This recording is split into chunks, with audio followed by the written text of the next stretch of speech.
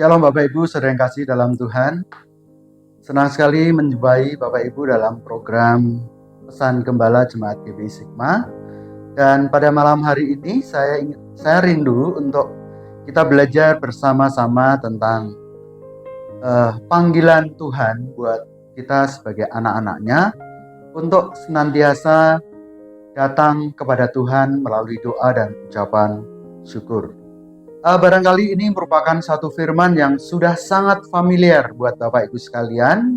Sudah sering kita dengar, tapi saat ini kita akan sekali lagi belajar pesan Tuhan mengenai panggilan kita untuk kita berdoa kepada Tuhan.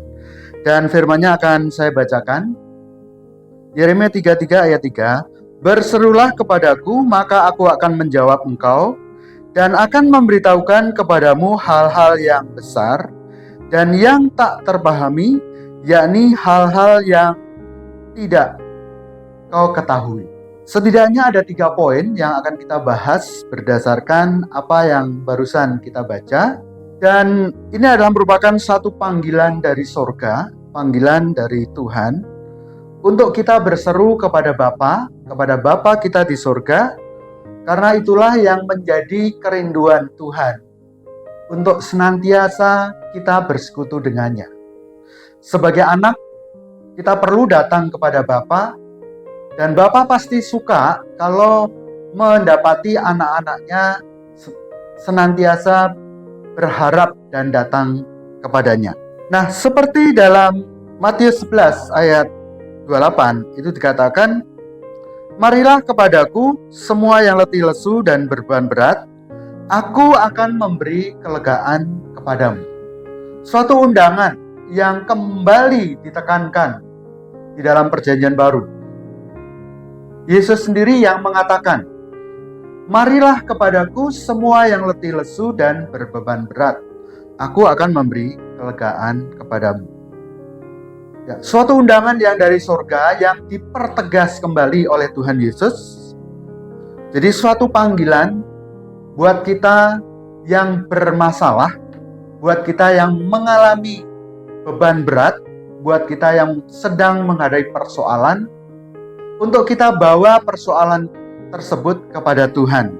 Karena Tuhan membuka diri untuk kita datang kepadanya, berseru kepadanya, dan Dia katakan, marilah kepadaku. Dan Tuhan berkata bahwa Dia akan memberi kelegaan kepada kita. Artinya Tuhan akan memberikan suatu pertolongan kepada kita. Nah, sebagai Bapa yang baik, Allah tahu tentang kita, tentang hidup kita. Allah tahu tentang masa depan kita. Allah tahu tentang semua pergumulan yang sedang kita hadapi. Semuanya Allah tahu. Dan Allah juga peduli tentang kita. Bahkan Allah tahu juga apa yang kita butuhkan saat ini. Karena itu Dia mengundang kita untuk kita datang kepadanya, berseru, berharap, berdoa, datang kepada Dia. Kepada Dia, Bapa kita yang ada di surga. Dia mau supaya kita mengatakan dengan mulut kita. Kita mengatakan sendiri kepada Tuhan. Apa sih yang menjadi keinginan kita? Apa sih yang menjadi kebutuhan kita? Apa sih yang menjadi masalah kita? Tuhan tahu semua pergumulan dan masalah kita. Tapi Tuhan juga ingin supaya kita mengatakannya sendiri. Kita bawa persoalan itu kepada Tuhan, supaya ada satu persekutuan kita dengan Dia, dan Dia rindu untuk menolong kita. Dia rindu untuk menjawab setiap seruan doa yang kita panjatkan kepada Dia.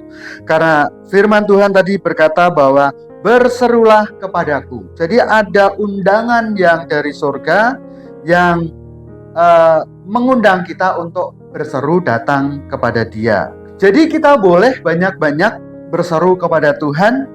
Kita boleh ngomong apa saja kepada Tuhan. Kita boleh curhat, bahkan menyampaikan isi hati kita. Kita boleh nyatakan itu kepada Tuhan. Karena banyak hal di mana kita kadang tidak bisa curhat kepada sembarang orang. Bahkan ada kalanya kita juga tidak bisa curhat kepada seorang sahabat baik. Tetapi kepada Tuhan kita tidak bisa menutup Apa yang menjadi rahasia kita, apa yang tersembunyi. Karena itu katakan saja apa yang perlu kita katakan kepada Tuhan. Ya. Bahkan kesedihan kita bisa kita ungkapkan kepada Tuhan. Kekecewaan kita itu pun bisa kita bawa ke hadapan Tuhan. Kita curhat ke hadapan Tuhan. Kita nyatakan apa yang menjadi kekecewaan kita. Bahkan ketika kita senang pun, kita juga boleh bersyukur. Kita sampaikan itu kepada Tuhan. Kita boleh mengatakan sesuatu apapun kepada Tuhan. Karena tidak ada yang tersembunyi di hadapan Tuhan. Itu yang pertama. Jadi ada satu undangan dari Tuhan supaya kita berseru datang kepada Dia.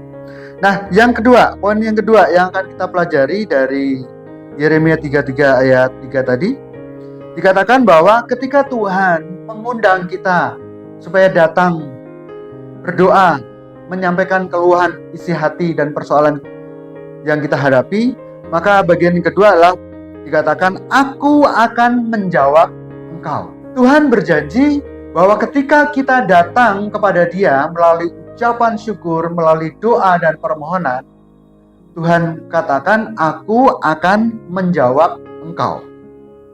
Nah, kalau Tuhan menjawab, maka Dia akan memberikan lebih dari apa yang kita minta. Artinya Dia akan memberikan apa yang kita minta, apa yang kita perlukan. Itu Tuhan pasti akan memberikan.